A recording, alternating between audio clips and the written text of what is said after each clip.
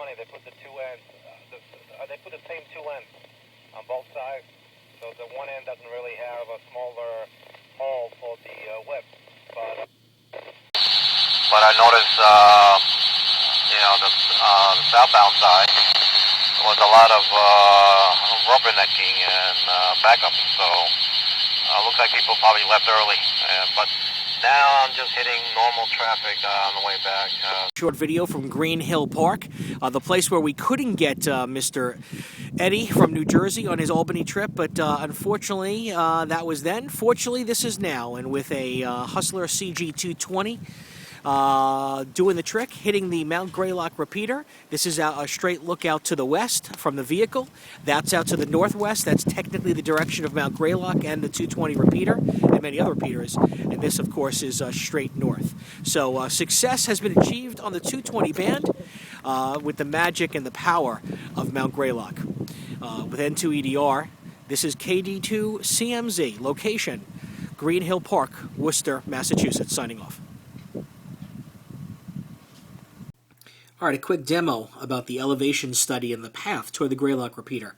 This is Google Maps with the terrain. There's the Mount Greylock, and you'll see from the mapping service, it indicates very much when it's a very high elevation structure, and then in some cases you see these little bumps in their lower hilly areas. And then, of course, when you see the white, that means there's really barely no elevation. It's more like a plain or a valley. So there's Albany, there's 87, and across, of course, from it is Mount Greylock. But the interesting thing was open looks to the east and northeast. So I'm going to pull back the map a little bit, and kind of my point is, and hopefully you can see, as we zero in here on 87, okay, and there's the arrow. The point is, when you're driving down from Albany, you're coming down here in Albany, for the most part, I'm going to go a little closer, you really got openness toward the river. There's really nothing to the east of the highway that's really blocking you. You're kind of like riding the high. Matter of fact, there's a lot to the left of you over there, or to the west of you.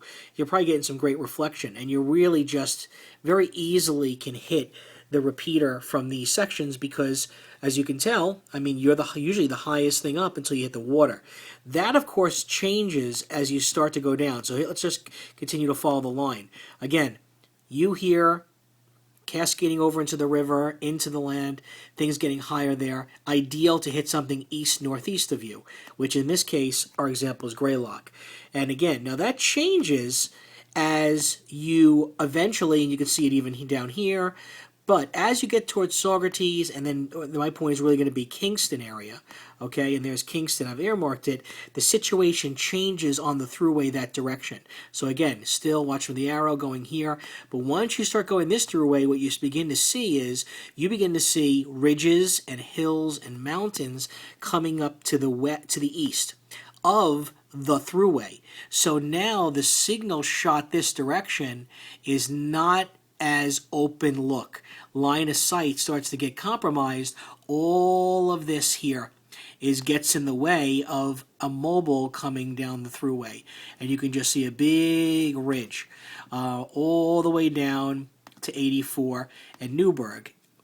There might be a little bit of an opening in this section where it gets a little bit open, but it's very, a little bit open here toward the northeast, but it quickly closes because as you go down the thruway down here, obviously, again, you're seeing a lot of elevation now big up here, Storm King Park and then the Harriman State Park, and it's game over because you just can't get signals out that way. That's the pathway down, and that's why after Kingston you start to falter. So anyway, just a quick look at the mapping and what we discussed.